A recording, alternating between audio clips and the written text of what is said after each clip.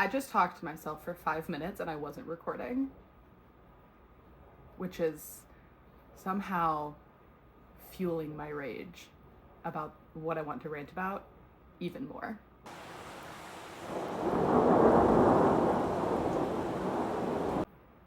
Hey, hi, hello, my name is Laura and I am a chaotic mess today.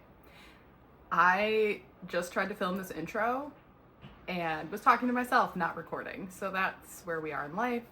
Don't mind the giant portrait of Nugget. I have not hung it up in the 2 years I've lived here. And I finally decided I want to put it over here, and I've made it that far. This is Stormy. This black void is Nugget. That's what's happening. But now I need to rant about the book Beautiful Ugly by Alice Feeney because I hated it and I didn't want to hate it. So I'm even more angry that I hated it. Okay? So this is your warning. If you have not read this book, which is most of you, because it's not out yet in America, I don't know if it released early in the UK. I got it from Book of the Month. This is a spoiler-filled rant. I was going to do a reading vlog for this book, but nothing happened. So now we're getting a rant review instead. The premise of this book is that a man, his wife goes missing, and he is down on his luck. He's an author and he's been unable to write since his wife disappeared. And he gets an opportunity to go to this very remote Scottish island to spend 3 months in isolation to write his next book in hopes of getting himself back on his feet. That's kind of the general premise. Meanwhile, his wife has gone. She disappeared, and the police have not been able to find her. So it's, and I think they canceled the search, but like she's not proclaimed dead for 7 years. So he is still very much looking for her, and like he's emotionally sad. He's still wearing his wedding ring. Like he's not ready to give up on her. But the main point is that he's trying to get away to write his book. I could probably read the synopsis and give a more concise explanation. I'm not going to do that.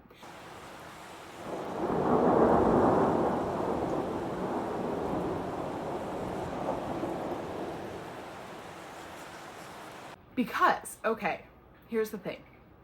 The book opens with Grady, our protagonist, on the phone with his wife, Abby. Abby's coming home with dinner. She stayed at work late, so Grady's upset.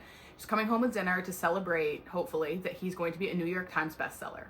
He gets the phone call from his agent confirming, yes, your book did great. This is a New York Times bestseller. Like, you did fantastic. This is great. Like, go and celebrate. It's gonna be the best ever. He calls his wife back. He tells her the great news, and she's very excited, and they're gonna have this great moment. And then Abby, driving her little car, is like, OMG, there is a body in the road. I need to stop and see if they're okay. And Grady, who again, we're in his perspective, is like, hey, don't do that. Don't get out of your car. That's not safe.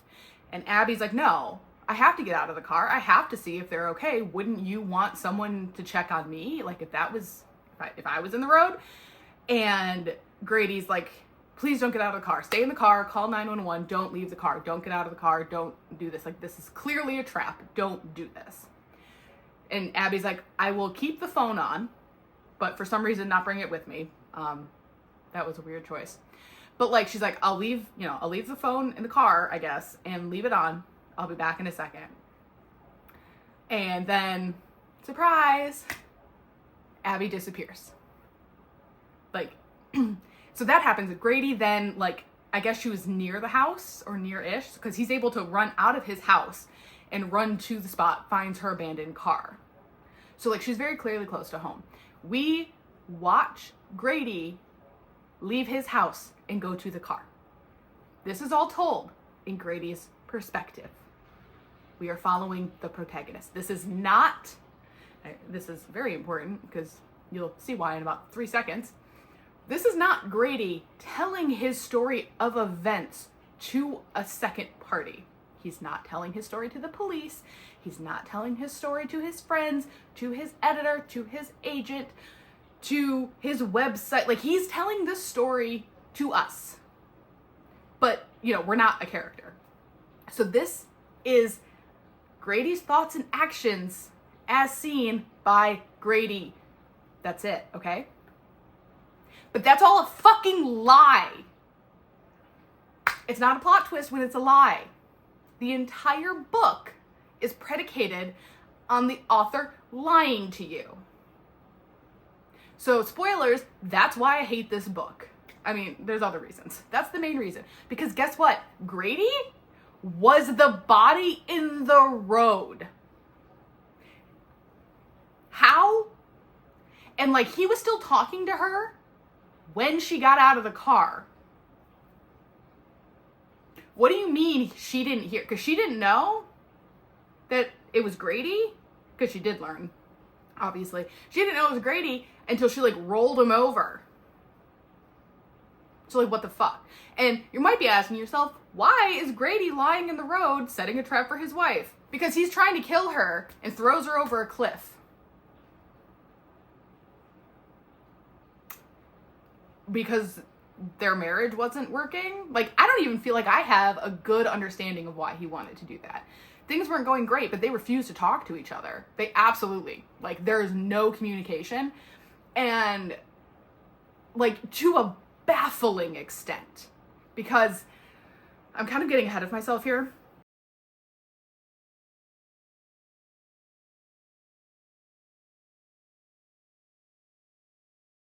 But Grady doesn't want children. He's very clear about that fact. He gets a vasectomy behind Abby's back, which is really shitty behavior. Like, that should be a conversation the two of you should have. But he is right to take precautions to protect the fact that he doesn't want to be a father. Okay? That's valid, but that should have been a conversation that they had. That, like, hey, by the way, I'm going out tonight to get a vasectomy real quick. So that was shitty. But, like, if you're so concerned your wife is going to sabotage your birth control attempts, the vasectomy is not the issue. It's your inability to talk to each other like human beings. So that's a whole thing. But then Abby goes and gets IVF just casually. I don't even know how you can hide that, because that's a lot of shots, isn't it? Like, how do you even hide that? Whatever. So they are like polar opposites and they won't talk to each other and they hate each other. So then his decision is, let me just go ahead and kill her. Okay? But the whole book, because you don't learn that till the end, the whole book, in Grady's perspective, is about how much he misses his wife. He's not nervous about her being found. He wants her found. He misses her. He loves her. He's devastated that she's gone. He can't believe his life now that she's gone. But he made her disappear. He never thinks about that. He, like, you would not just, like, that's not correct. Like, this only works because you lied to us. This wasn't a twist. So anyway, okay. So after Abby goes missing, we jump forward a year. Grady is talking to his agent.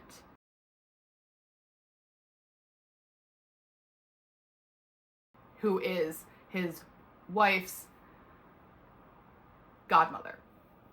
She recommends this cabin on this very secluded island.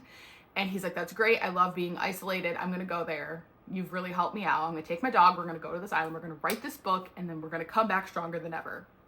And then he goes to this island that has about 25 inhabitants. Stays in this secluded, even for this island, it's secluded, house that used to belong to a previous writer who had recently died. And what ends up happening is this island is full of about 25 women. And they're all creepy. And they all hate men. And they, like, the atmosphere of the island was really well done. I actually really loved that. It gave a really good sense of claustrophobia.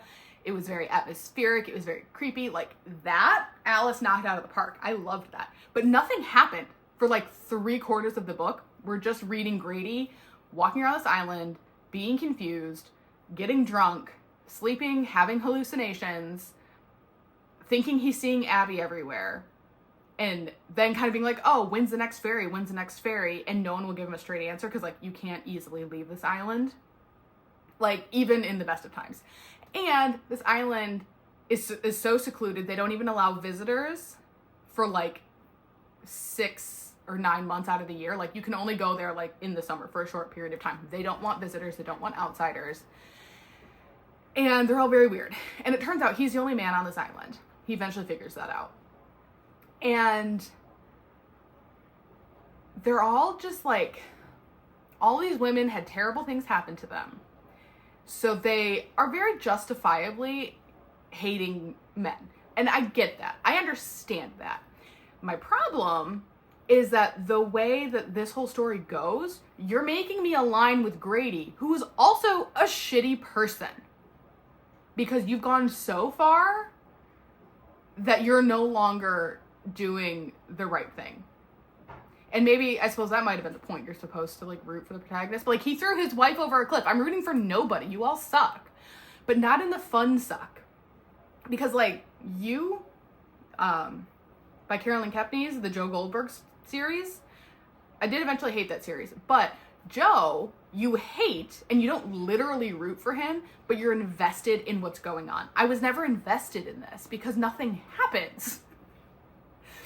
But what ends up tipping everything off, like what finally makes, so throughout this, so Grady is staying at this old writer's cabin, and he discovers this lost manuscript, and he decides to rewrite that and make that his next novel. He ends up, and he spends a long time rewriting it, so it's like fully in his authorial voice, but lifting the, you know, the key plot and characters and whatever from this manuscript that no one has seen. So like, yes, it's wrong, but there's no one to catch it. He ships it off to his editor, and then he realizes, oh, hey, Sandy, this lady that I've been talking to, is like, turns out she was the beta reader for this deceased author. So he's like, well, shit, now I need to know if she's read this manuscript that I've just ripped off. So he goes and he finds her. He finds her in a cave that has obviously a rising tide. That's an important plot point. Sandy, who has lived on this island her whole life, is hanging out in this cave. Grady goes up there, has a chat with her about the book. Generically, like, oh, I heard you were his beta reader, and like, what did you think of his works? And just kind of like chatting about the book. And Sandy admits that, like, oh yes, I did do that, and I actually read the book he refused to publish. And so Grady's like, well, fuck. Now someone's gonna know. So he's like, okay, well, now I need to get back and hope that I can stop the Post from shipping that manuscript off. Because that's like, okay, well, I can't send this now, because if this gets published, Sandy's gonna know, Sandy's gonna out me. So he's like, all right, and Sandy's in a bad way. She's drunk, but she's lived on this island her whole life. She knows how dangerous the cave is. So Grady's like, hey, let's get you out of here. Let's get you back. You shouldn't stay here. It looks like the tide is rising. And Sandy's like, I just need a minute. Like, I'll be okay. You go on ahead. I'm about to leave, but like, I just want a minute. And prior to that, she had been snippy with him. Like, this was not a fun conversation that they were having. And she was crying because it's a memorial, or it's the Remembrance Day of when a bunch of children on the island died. So she's there doing, like, you know, some soul work. She's upset, and then Grady came in and ruined it. So like, she's not in a good place, and she's drunk. So yes, Grady tries to get her to leave. Sandy says no. She's an adult woman who knows the danger she is in. She acknowledges the danger. And Grady's like, okay, like, I'm not, like, you know better than I do. I'm gonna leave. So he leaves. He can't get the book back. He then finds, at some point throughout all of this, he finds what he is so sure is his wife, but she pretends not to know who he is, and she's married and has a baby. And so he's confused because he's like, how are you my wife but not my wife? Like, how do you not know me? And like, he's not getting any answers. Well, then Sandy dies, okay? And and this is where Grady fucks up, because he denies having seen Sandy. And that, I agree, is wrong. He should have said that he saw her in the cave, or at that point she wasn't dead, she was missing. And he denies having seen her. He shouldn't have done that. And I agree, that was incorrect. Because yes, at that point, Grady is thinking to himself, okay, well, that actually kind of resolves my problem. She's missing, I don't have to worry about my manuscript now.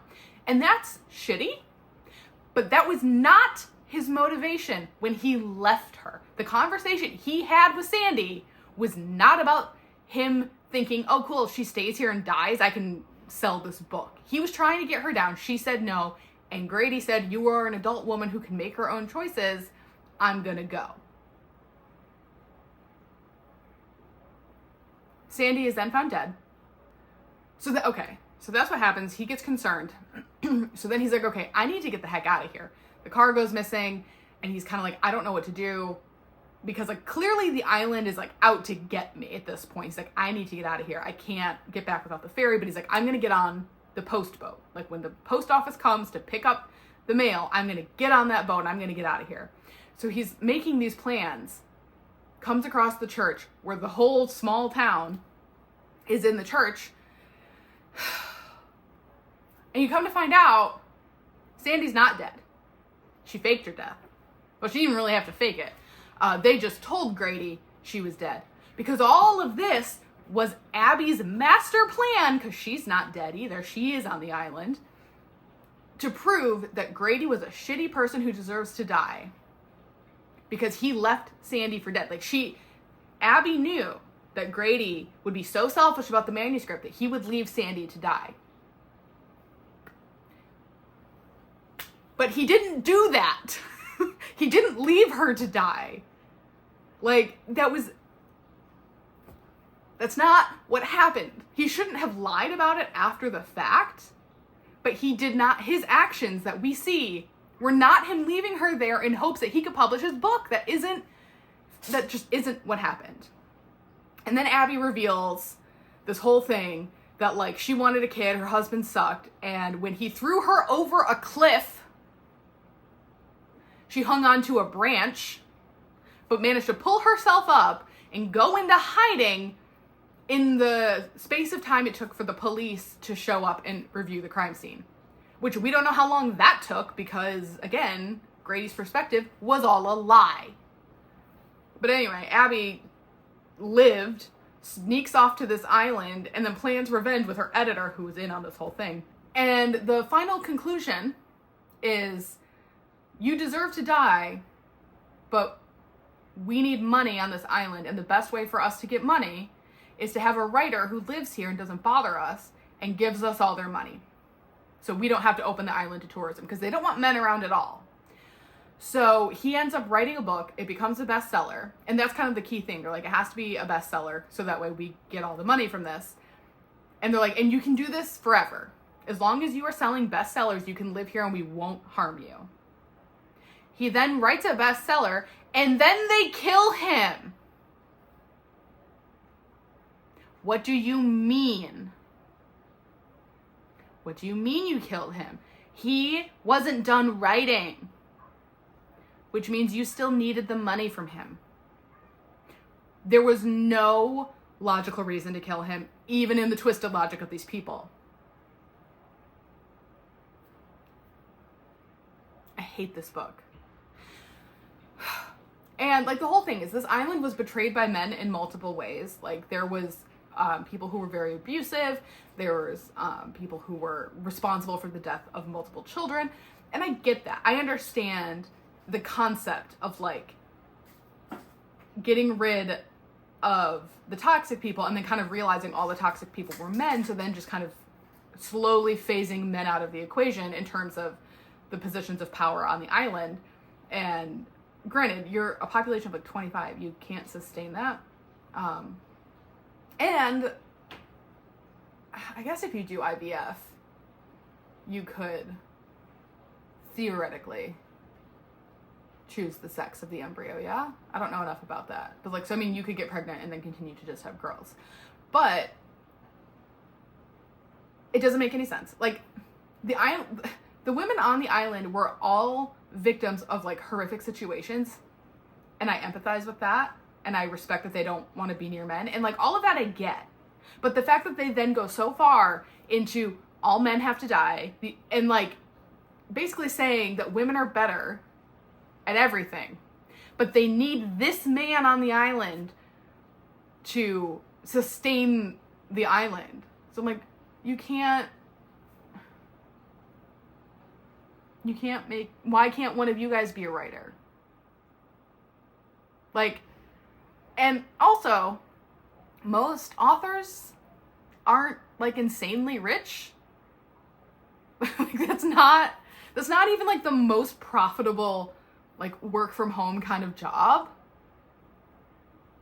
It is one that's easier to do in isolation because it doesn't require internet, and they didn't have mobile phone. Like, they used walkie-talkies. Like, there's no internet, there's no social media. There's a lot of stuff that they can't do, but that could change. Like, they could change that whatever. But, and then the other thing I hated was that throughout the book, you're reading from Grady's perspective with sections of chapters from Abby's perspective that were a week before she disappeared. And then you find out at the end that the Abby chapters were actually from Kitty. And Kitty is the editor, or the agent, and Abby's godmother. I knew going in that the Abby chapters were going to be a misdirect. I was like, there's no way that there's not going to be a twist here. I expected Abby to be a different Abby. And it's very weird how parallel the lives of Grady's wife were and this other perspective. But I was like, okay, I expect a twist there. I don't expect the twist to be Abby was Kitty. Because usually when you do the name twist like that, you know, it's like the name is Jack and, you know, there's a Jackson and a Jacqueline, where you're like, you presume that the Jack chapters are Jackson, and then surprise, it's Jacqueline.